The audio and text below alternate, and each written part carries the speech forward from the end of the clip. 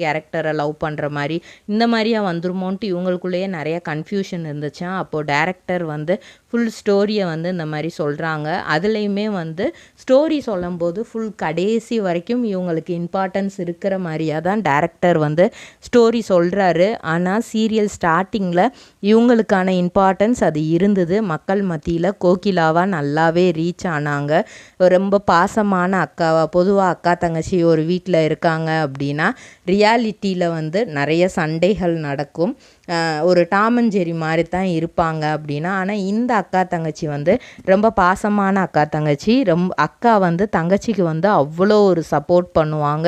Even வந்து தங்கச்சி வந்து சிட்டிக்கு போகணும் அப்படின்னு நினைக்கும் போது கூட பாக்கு மட்டை தயாரிக்கும் மிஷின் கிடைக்கும். அதற்கான ரா மெட்டீரியல்ஸையும் வருடம் முழுதும் நாங்களே சப்ளை செய்து வருகிறோம். நீங்கள் செய்யும் தட்டுகளை நாங்களே எடுத்துக்கொள்கிறோம்.